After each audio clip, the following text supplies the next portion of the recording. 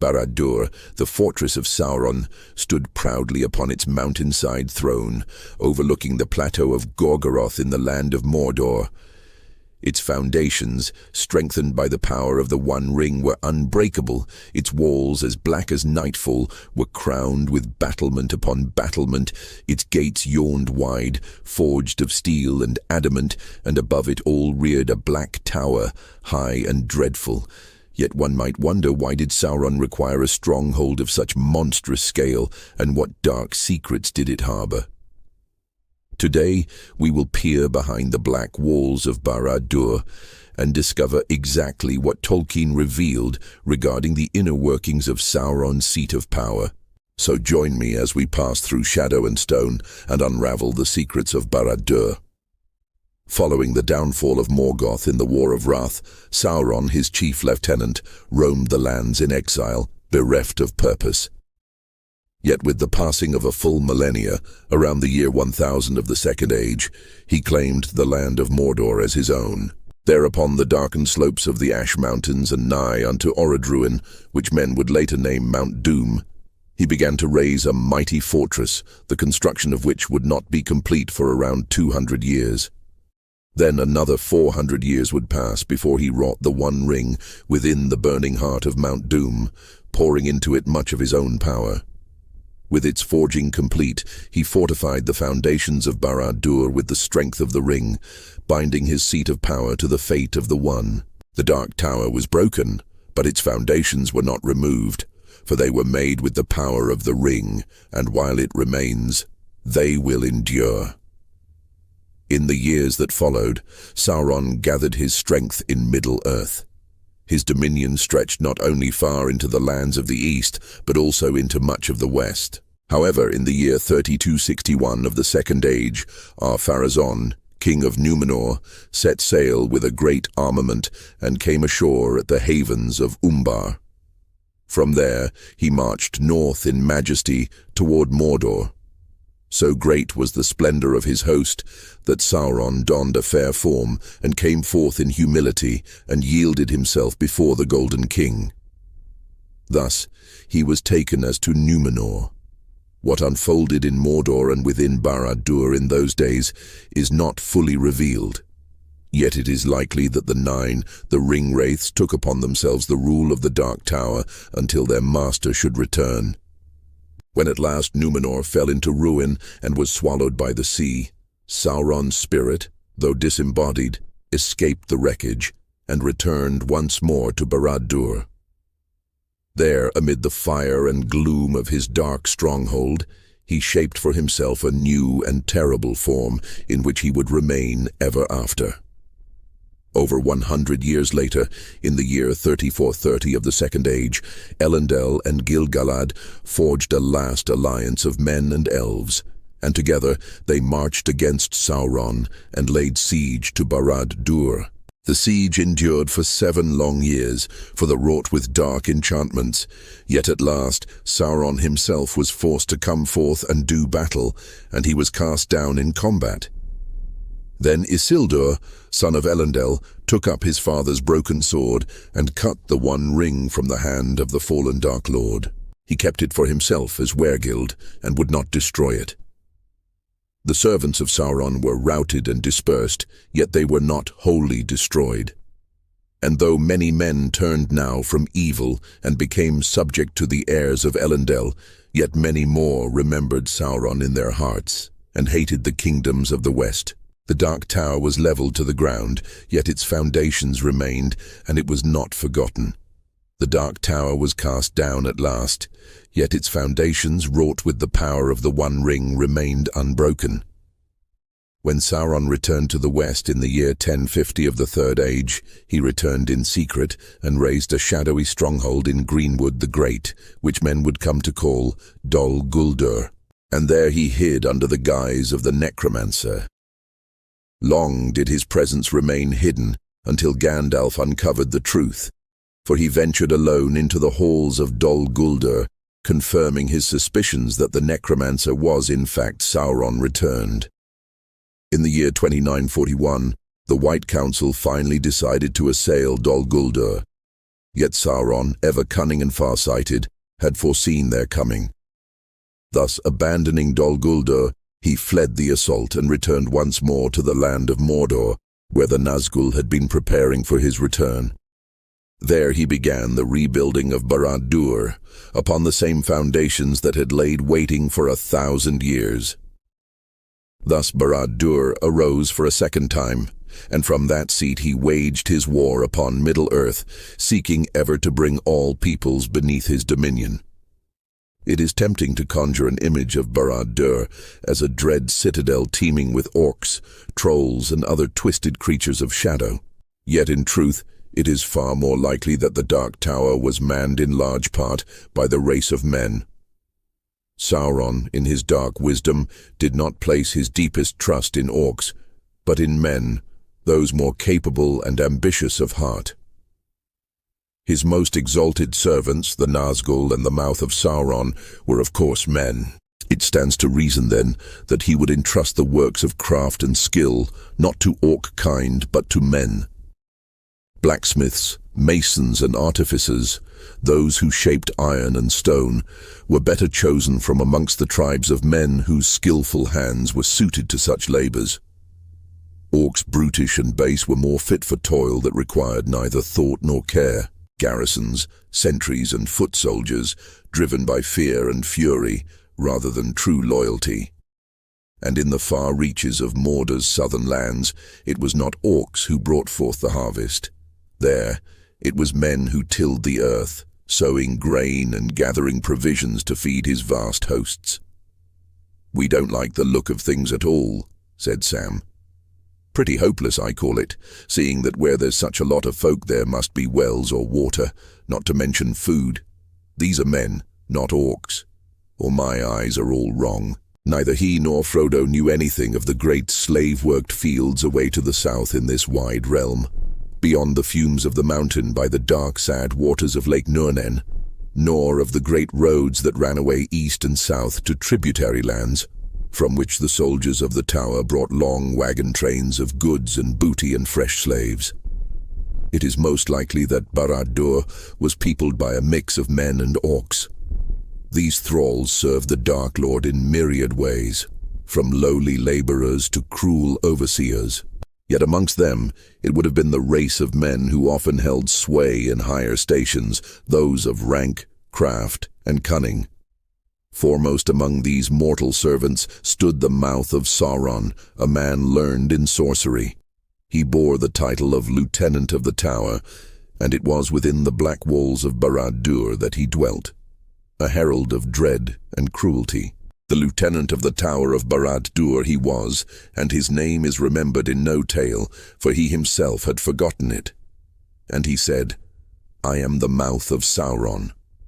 But it is told that he was a renegade who came from the race of those that are named the Black Númenóreans, for they established their dwellings in Middle-earth during the years of Sauron's domination, and they worshipped him, being enamored of evil knowledge. And he entered the service of the Dark Tower when it first rose again, and because of his cunning he grew ever higher in the Lord's favor, and he learned great sorcery, and he knew much of the mind of Sauron, and he was more cruel than any orc. The mouth of Sauron was counted among the Black Númenóreans, and it seems plausible that he was not the only one of his kind in Barad-dûr. Sauron held a particular fondness for the corrupted sons of Númenor, and it pleased him greatly to see the heirs of the Edain, whose ancestors had once fought against Morgoth in the First Age, now bent to his will in the Third. Thus it stood to reason that Barad-dûr harbored more of these Black Númenórean men, who may have served as fell sorcerers, whispering scribes, emissaries cloaked in shadow, and lawmasters who clung to the remnants of forgotten knowledge. Even amongst the 9 Nazgûl, it is said that 3 hailed from Númenórean stock, and the ringwraiths too would surely have come to dwell in Barad-dûr at various times, remaining within its blackened halls for extended periods over the long centuries of their lives. Yet what chambers or resting places might have served such wraiths remains a mystery. Being neither living nor dead, it is doubtful that they required mortal comfort. Perhaps they lingered in the cold shadows of the citadel, gliding soundlessly through its echoing ways, like a bitter wind drifting through a shadowed crypt, although the terror that went before them was such that it stifled the hearts of the living. And even in a stronghold such as Barad-dûr, their presence would have been a blight upon the spirits of men and orcs. The Lord of Morgul therefore led his companions over Anduin, unclad and unmounted, and invisible to eyes, and yet a terror to all living things that they passed near. It was maybe on the first day of July that they went forth. They passed slowly and in stealth through Anorion and over the Entwade, and so into the wold, and rumour of darkness and a dread of men knew not what went before them. Due to this dread aura, it was conceivable that the Nazgûl would need to be kept away from the city, lest their presence plague the minds and thus hinder the efforts of those who dwelt and toiled within. Or if they did dwell within Barad-dûr, it may have been that they had to be housed in the heights of the Dark Tower itself, away from those below and nearer to Sauron, where the sense of fear was already at its thickest.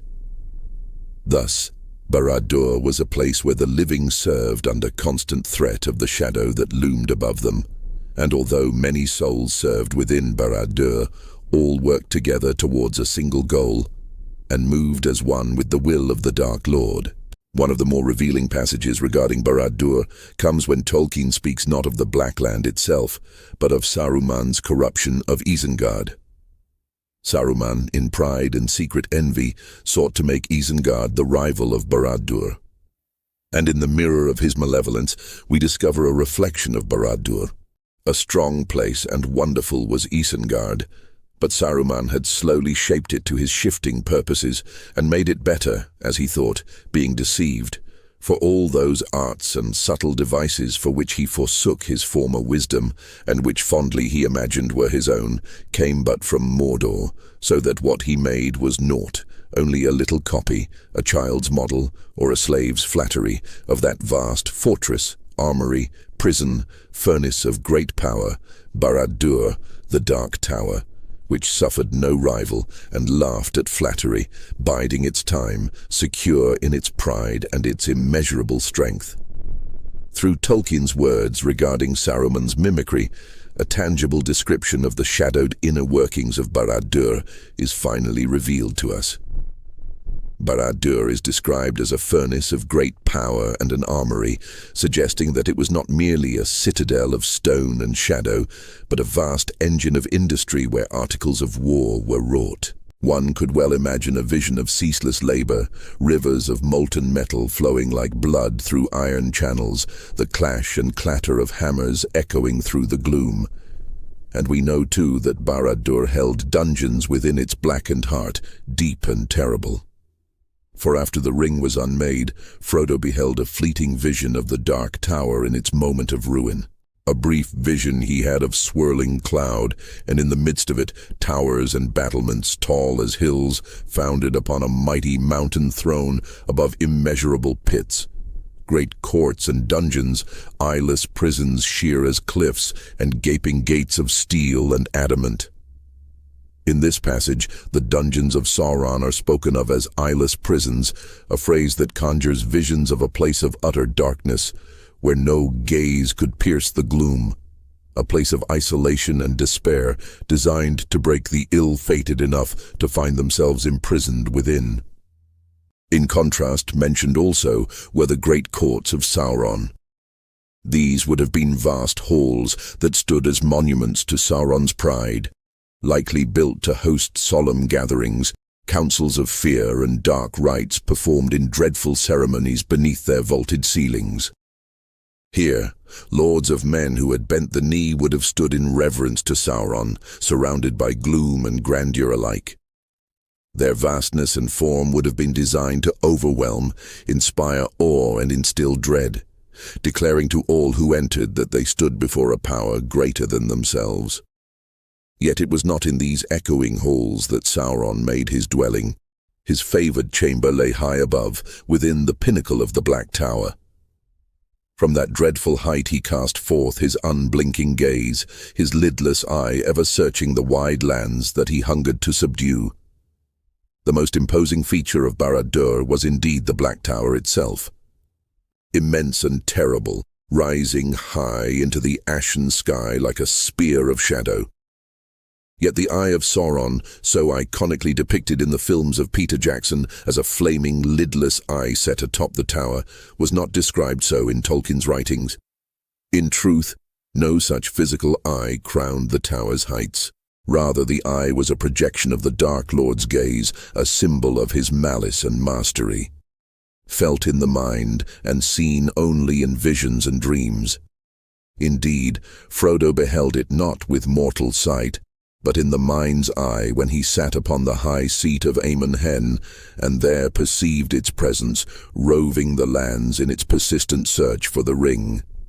Then, at last, his gaze was held, wall upon wall, battlement upon battlement, black, immeasurably strong, mountain of iron, gate of steel, tower of adamant. He saw it, Barad-dûr, fortress of Sauron. All hope left him, and suddenly he felt the eye.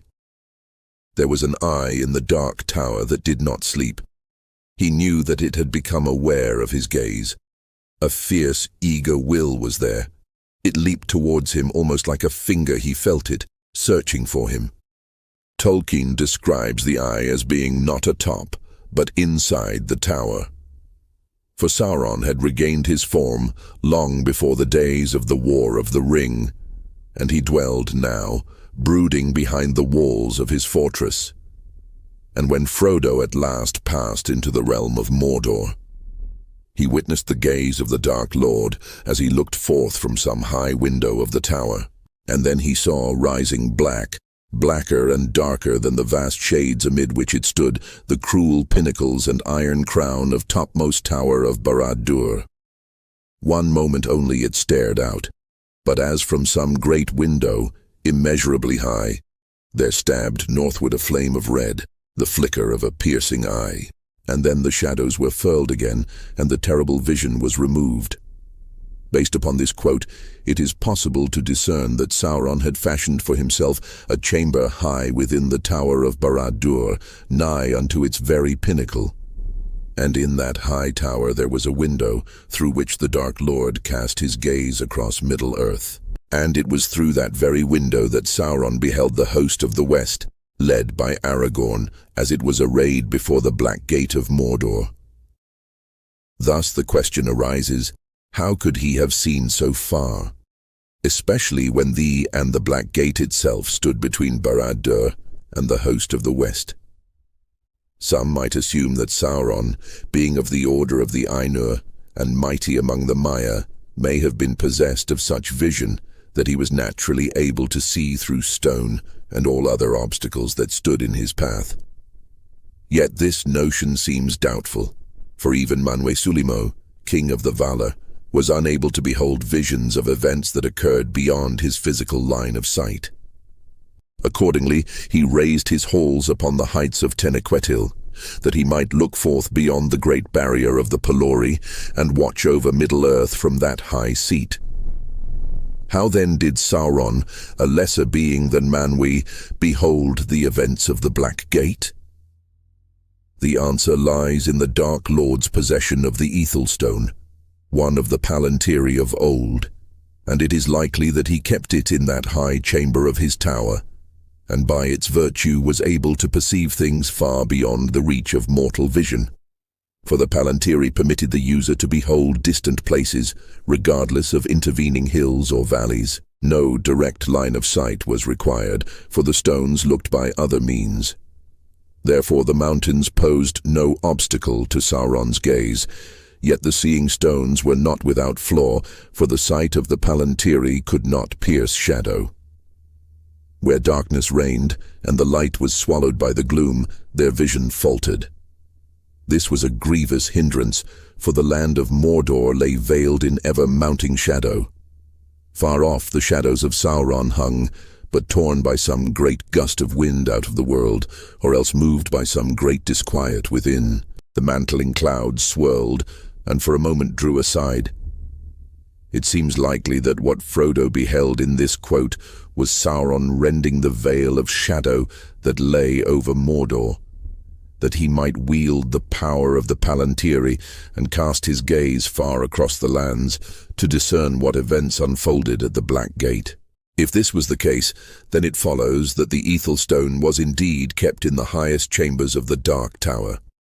From this we might summarize that those lofty halls served as a kind of sorcerous observatory, a watchful bastion, where Sauron long abode, ever scheming, ever watching. Although by the fragments of lore left to us by Tolkien, we can begin to build a picture of the inner workings of Barad-dûr, the true secrets of the Black Tower will remain ever veiled.